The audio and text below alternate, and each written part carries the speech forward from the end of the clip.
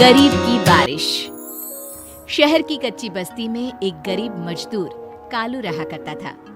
कालू के घर में उसकी पत्नी जानकी थी। जानकी लोगों के घरों में झाड़ू पोछा करके कुछ पैसे कमा लेती थी और वहीं कालू किसी तरह मेहनत मजदूरी करके 2 वक्त की रोटी का जुगाड़ कर लेता था। कुछ दिनों से हो रही बारिश के कारण कालू की मजदूरी बंद हो गई थी। अरे जानकी, इस बार तो बरसात ने हद ही कर दी, रुकने का नाम ही नहीं ले रही। कुछ समझ में नहीं आ रहा, अगर इसी तरह काम पर नहीं गया तो 2 वक्त की रोटी का जुगाड़ कैसे होगा। अरे तुम चिंता क्यों करते हो, बारिश का क्या है, 1 आध दिन में रुक जाएगी और उसके बाद में फिर से काम शुरू हो जाएगा। अरे 3 दिन तो हो गए, बरसात तो रुक ही नहीं रही है और आगे भी रुकने के कोई आसार नहीं दिख रहे। तो क्या हुआ, तुम्हारा काम बंद हुआ है ना? मैं तो अभी भी लोगों के घर झाड़ू पोछा करने जाती ही हूँ। मेरे पगार से कुछ दिन तो निकल ही जाएंगे। अरे घर का खर्चा तो हम किसी तरह चला लेंगे जानकी, लेकिन ये जो छत टपक रही है इसका क्या करेंगे?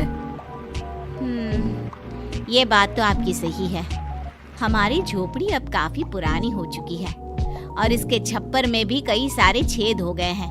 रात भर पानी टपकता रहता है। अरे मैं भी इसी बात से बहुत परेशान रहता हूँ। कहीं किसी दिन ज्यादा बारिश आ गई तो हमारी झोपड़ी टूटकर बिखर ना जाए। राम राम राम, ऐसी अशुभ बातें क्यों करते हो? अरे ऐसा कुछ नहीं होने वाला। ये झोपड़ी ही तो हमारा सब कुछ है। अगर यही नहीं रही तो हम जाएंगे कहाँ? ठीक है जानकी, जब तुम्हारी पगार मिल जाएगी तो कुछ पैसे बचाकर झोपड़ी के छप्पर की मरम्मत करवा लेंगे। शायद हमारी परेशानी कुछ कम हो जाए। ठीक है जी, अब ना ज्यादा परेशान मत हो। ये लो, खाना खा लो और सो जाओ, सुबह मुझे भी जल्दी काम पर जाना है। जानकी और कालू अपनी झोपड़ी में सो गए। रात को अचानक से बहुत तेज बारिश शुरू हो गई। धीरे धीरे बारिश का पानी कालू की बस्ती में भरने लगा। पानी भरते भरते झोपड़ी के बाहर तक पहुंच गया था। सुबह के वक्त जब कालू और जानकी सोकर उठे, हे भगवान, ये क्या हो गया? बारिश का पानी तो हमारे घरों तक पहुंच चुका है। अब मैं काम पर कैसे जाऊंगी? रहने दो जानकी, तुम आज काम पर मत जाओ। ऐसे पानी से निकल कर जाओगी और बीमार पड़ गई तो लेने के देने पड़ जाएंगे। लेकिन अगर नहीं गई तो मालकिन लोग नाराज हो जाएंगे। आप जानते हैं ना, बड़ी मुश्किल से 1 दिन की छुट्टी भी नहीं देती है। अरे लेकिन जानकी, झोपड़ी के बाहर तो पूरी बस्ती में पानी भरा है, तुम जाओगी कैसे? जानकी जैसे तैसे करके काम पर चली जाती है, लेकिन अगले दिन फिर से बहुत ज्यादा बारिश होती है और बस्ती में ज्यादा पानी भर जाता है। आज तो मैं तुम्हें किसी भी तरह काम पर नहीं जाने दूंगा। अरे अगर तुम्हें कुछ हो गया तो क्या होगा? ठीक है, तुम ठीक ही कहते हो, आज नहीं जाती। अगर मालकिन नाराज हो गई तो मना लूंगी किसी तरह। अरे मनाने वाली क्या बात है, जब तुम बताओगी कि हमारी झोपड़ी में पानी भर गया है तो वो खुद ही समझ जाएंगे ना। अगले 2 दिन तक तेज बारिश होने की वजह से जानकी, कालू और आसपास की बस्ती में रहने वाले सभी लोगों के घरों में पानी भर जाता है, जिसकी वजह से जानकी काम पर नहीं जा पाती। और 3 दिन के बाद जैसे ही जानकी काम पर पहुंचती है, कहाँ थी तुम? पिछले 3 दिनों से काम पर क्यों नहीं आई? मैम साहब, क्या बताऊं, इतनी ज्यादा बारिश हो रही थी, हमारी पूरी बस्ती में पानी भर गया है और उससे भी ज्यादा तो मेरी झोपड़ी के अंदर पानी भर गया। आप ही बताइए कैसे आती मैं? इसका मतलब ये हुआ कि बारिश होगी तो तुम काम पर नहीं आओगी? ना ना, मेरे कहने का ये मतलब नहीं था मैम साहब। तुम जानती भी हो 3 दिन से कितनी परेशानी हो रही है मुझे। सारा काम मुझे खुद करना पड़ा। माफ कर दीजिए मालकिन जी, पर मैं क्या करती, आने के लिए रास्ता ही नहीं था, सब जगह पानी भरा हुआ था। बहाने तो तुझे बहुत बनाने आते हैं। जानकी देख, अगर अगली बार ऐसा किया ना तो फिर काम से हमेशा के लिए छुट्टी। अरे ना ना मालकिन, ऐसा मत कीजिए। बारिश की वजह से मेरे पति की मजदूरी भी छूट गई है। बड़ी मुश्किल से घर में 2 वक्त खाने की रोटी का जुगाड़ हो पाता है। आप मुझे काम से निकाल देंगे तो हम क्या खाएंगे? अगर इतनी ही चिंता है तो फिर रोजाना काम पर आया करो। चलो अब जल्दी से जाकर घर का सारा काम करो। बारिश रुकने का नाम ही नहीं नहीं ले रही थी। पूरे शहर में बाढ़ जैसे हालात बन गए थे, लेकिन नौकरी जाने के डर से जानकी किसी तरह रोज काम पर जाती थी। एक दिन जब जानकी काम करके अपने घर लौट आई तो अचानक उसकी बस्ती में कुछ लोगों का शोर सुनाई दिया। अरे लगता है बाहर कुछ हुआ है, मैं जाकर देखता हूँ।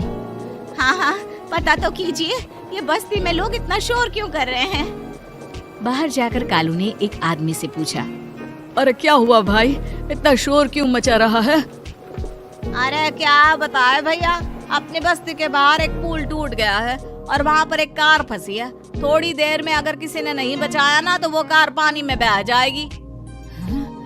ये क्या कह रहे हो भैया, कार के अंदर कोई है क्या? हाँ, कोई औरत बैठी है, अकेली है, बहुत रो रही है बेचारी, मदद के लिए बुला रही है।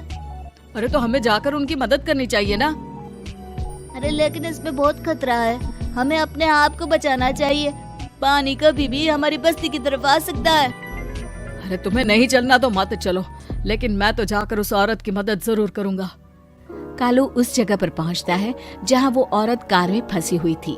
वहां पर पानी का बहाव बहुत तेज था और सारा पानी कालू की बस्ती की तरफ ही आ रहा था।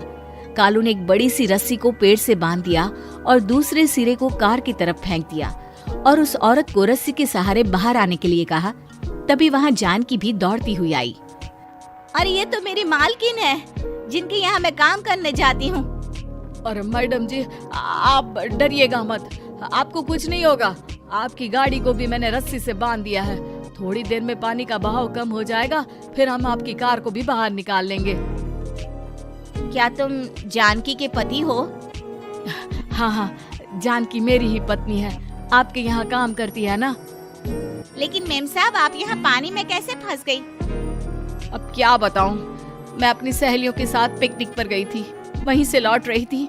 अचानक पानी का बहाव तेज हो गया और मेरी गाड़ी फंस गई। अरे कोई बात नहीं मालकिन, अब ना आप बिल्कुल सुरक्षित हैं। मैं तो बहुत बुरी तरह डर गई थी, कब से मदद के लिए चिल्ला रही थी, लेकिन कोई मेरी मदद के लिए नहीं आया। भला हो तुम्हारा पति का जिसने मेरी जान बचा ली।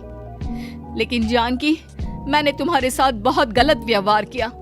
इतने खराब मौसम और बाढ़ में भी तुम्हें काम पर आने के लिए कहा, नौकरी से निकालने की धमकी भी दी, और तुमने मेरी जान बचाई। मुझे माफ कर दो। अरे कोई बात नहीं मालकिन, आपकी जान बचाना तो हमारा धर्म था। देखो जानकी, तुम्हारी झोपड़ी में जो भी नुकसान हुआ है उसके लिए मैं तुम्हें पैसे दूंगी। आज तुम्हारे पति ने मेरी जान बचाई है और आज के बाद मैं तुम्हें कभी भी नौकरी से निकालने की धमकी नहीं दूंगी।